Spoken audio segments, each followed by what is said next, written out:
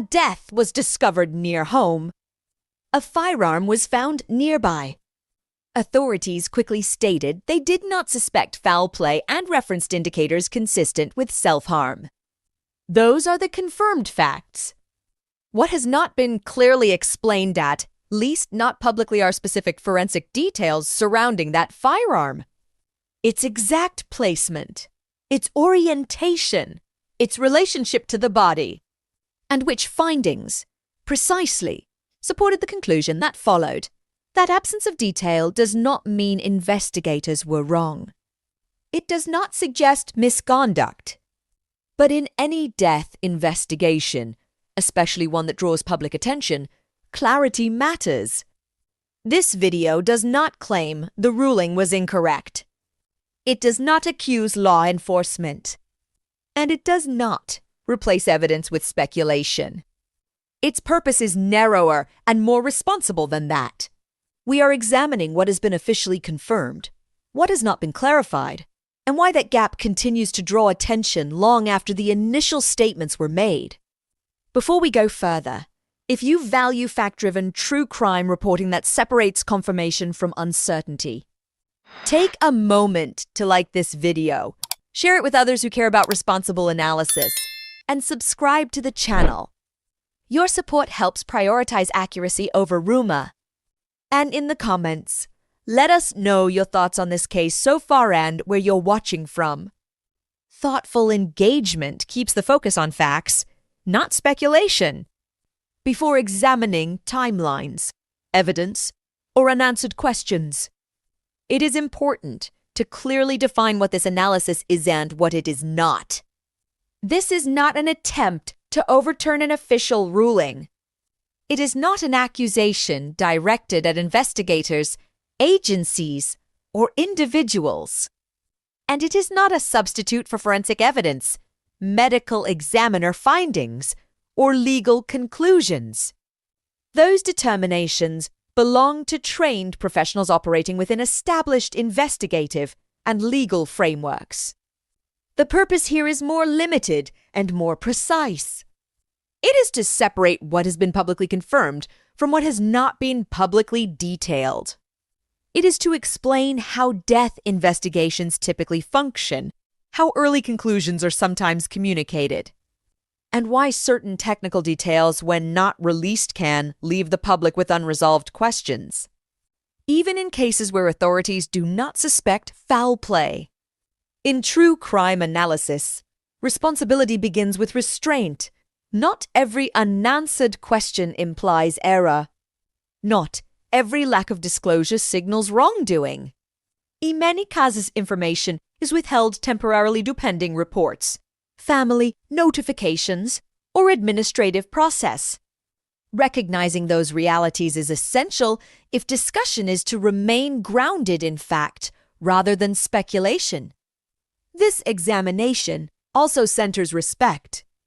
Respect for the victim as a person, not a headline. Respect for the family, who are navigating grief while details unfold publicly. And respect for the investigative process itself, which often moves more slowly and methodically than public attention does. By clearly defining these boundaries at the outset, we can examine this case with care, clarity, and discipline, acknowledging uncertainty where it exists, without filling those gaps with assumption. That distinction matters, because once speculation replaces evidence, both truth and trust begin to erode. At the center of this case is a young woman whose life mattered long before it became the subject of public discussion. She was 19 years old and lived with her family in a residential area near where her body was eventually found. This was not a remote or isolated environment. It was a familiar setting, one defined by proximity to home, routine, and people who knew her. Those details are important because they ground this case in ordinary reality, not abstraction.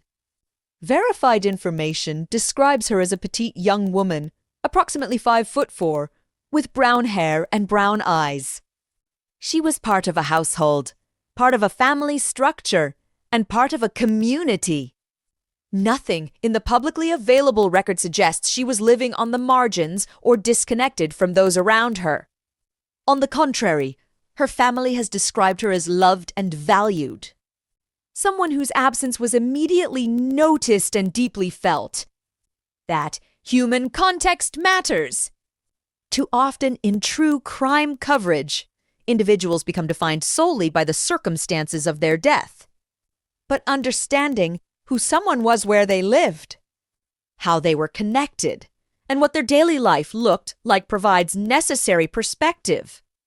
It reminds us that this was not a statistic or a case number. It was a person with routines, relationships, and a place in the lives of others. According to family statements, there was no known history of serious mental health struggles that had been shared with them. Law enforcement, however, later referenced information suggesting prior suicidal ideation. Both of these statements exist in the public record. Neither invalidates the other. Investigators frequently encounter situations where a person's internal struggles are not fully visible to those closest to them, and where official information is not immediately or fully released to the public. What matters here is not assigning labels to her inner life or attempting to reconstruct thoughts that cannot be known with certainty. What matters is recognizing her humanity. She was a daughter. She was part of a family. And when she did not return home, concern turned quickly into urgency, setting in motion the events that followed. The timeline of this case becomes most critical at the point where certainty ends and unknowns begin. The last confirmed sighting occurred in the early morning hours. Security footage from outside the family home captured her leaving the residence while the rest of the household was still asleep. The time stamp places this moment just before 7 o'clock in the morning. There was nothing outwardly alarming in the footage. No visible distress. No indication of urgency or struggle. She was seen wearing a black sweater with light blue accents, light blue shorts, and white shoes. These details would later become significant, but at the time, they appeared unremarkable. The footage shows her walking toward the family vehicle parked in the driveway and briefly searching through it. Investigators have never publicly clarified what, if anything, she was looking for. What is confirmed is what did not happen next. She did not get into the car. She did not drive away. Instead, after checking the vehicle, she left the property on foot. Inside the home, several important items were left behind. Her phone remained there. Her car stayed in the driveway. According to law enforcement, the only item investigators believe she may have taken with her was a car key. No note was left. No message was sent. No one in the household witnessed her departure in real time. These details stand out not because they prove intent, but because they depart from what many would consider typical behavior for a teenager or young adult. However, in investigative terms, unusual behavior does not automatically indicate motive or state of mind. It is simply a deviation from routine, one that becomes relevant only when examined alongside evidence. Later that morning, when she did not return home, her absence was immediately noticed. This was not a situation where hours or days passed without concern. Her family recognized quickly that something was wrong, and they contacted authorities without delay. Law enforcement classified the disappearance as imminent danger, a designation reserved for cases where there is a credible concern for the individual's safety. That classification triggered an urgent response and marked the point at which the situation shifted from uncertainty to active investigation. Beyond that initial departure, there are no confirmed communications, interactions, or movements documented in the public record. That absence just minutes of distance, but days of unanswered time forms the foundation of the questions that would follow. As the investigation progressed, two perspectives emerged in parallel. Family members described her as loved, engaged, and closely connected to those around her. Her father publicly stated that he was not aware of any history of depression or mental health struggles. From the family SC vantage point, her disappearance was abrupt and deeply out of character.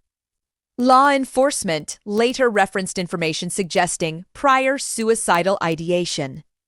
That statement, made by investigators, did not include detailed context or supporting documentation at the time it was shared publicly. Both accounts exist in the record, and neither negates the other. Investigators often have access to information that families do not, while families hold intimate knowledge of daily life that may not be reflected in official files. This distinction is important because it highlights how limited any single perspective can be. At this stage, there is no verified way to definitively determine her internal state of mind.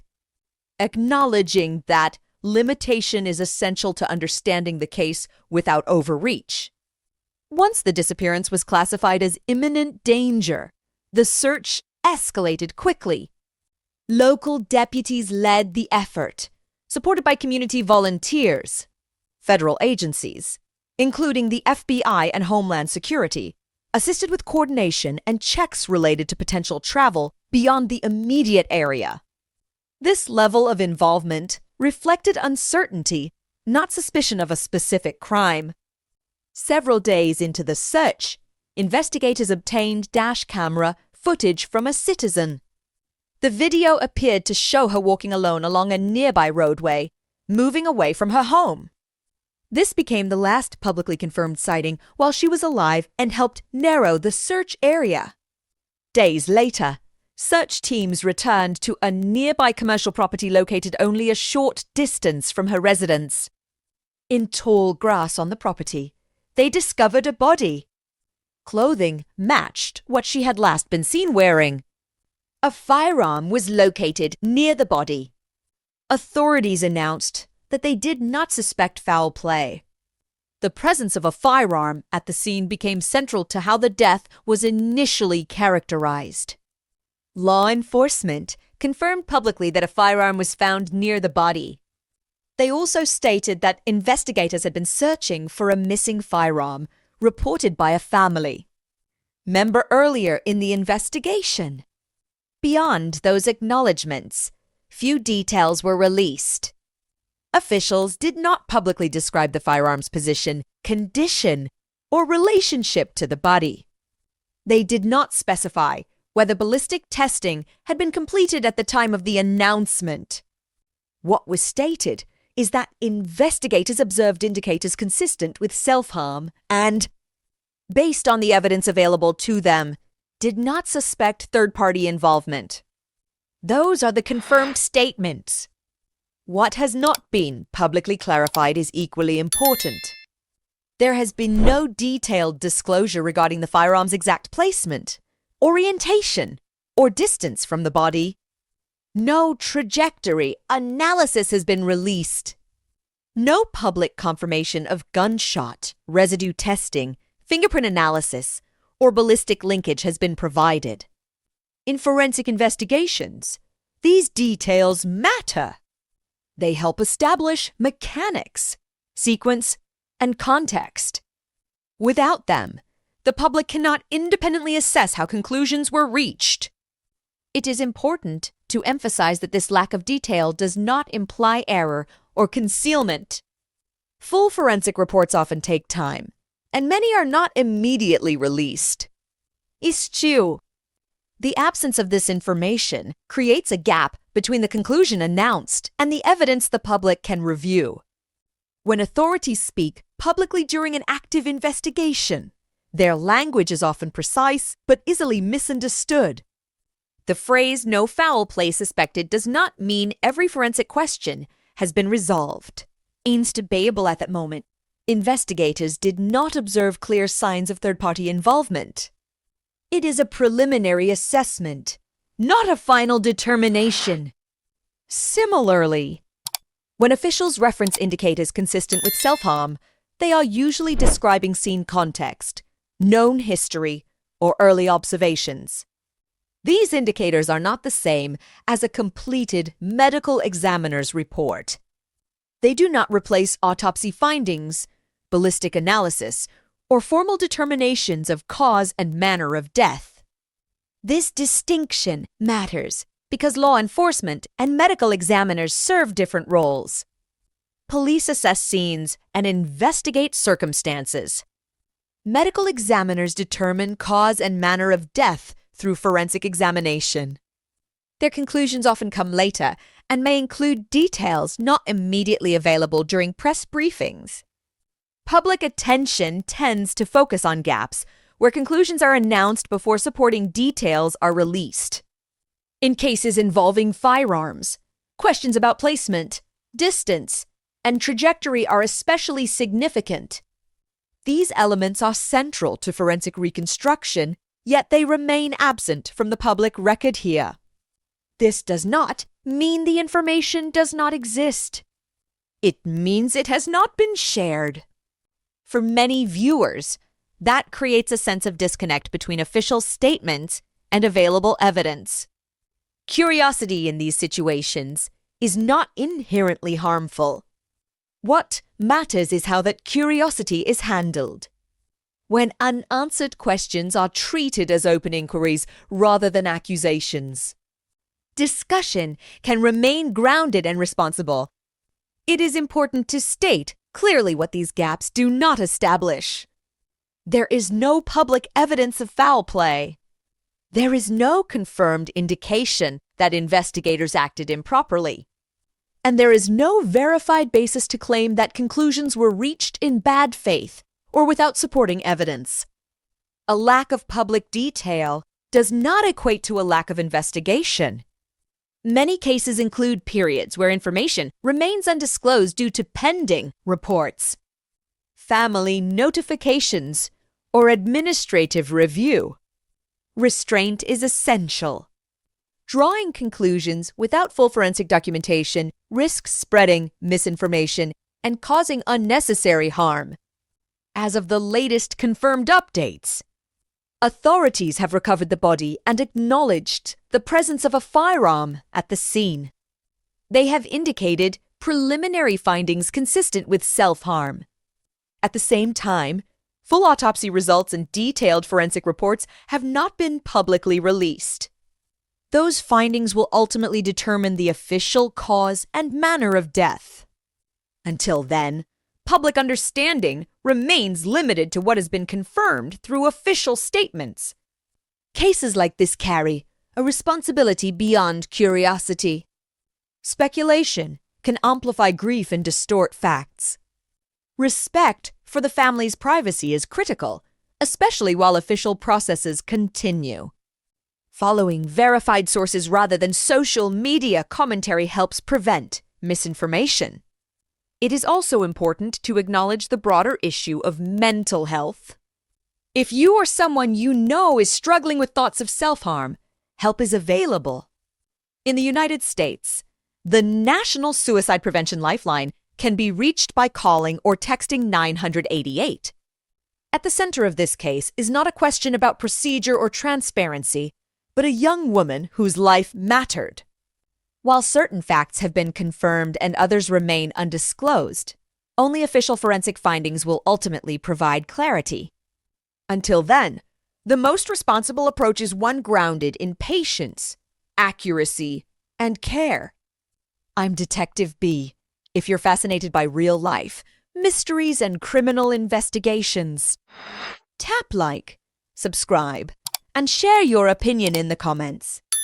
I'd love to know where you're watching from and what you think about today's case. Make sure to subscribe and turn on the notification bell so you never miss a new episode. Until next time, stay curious, stay vigilant. And remember, in true crime, the line between fact and perception is often thinner than we realize.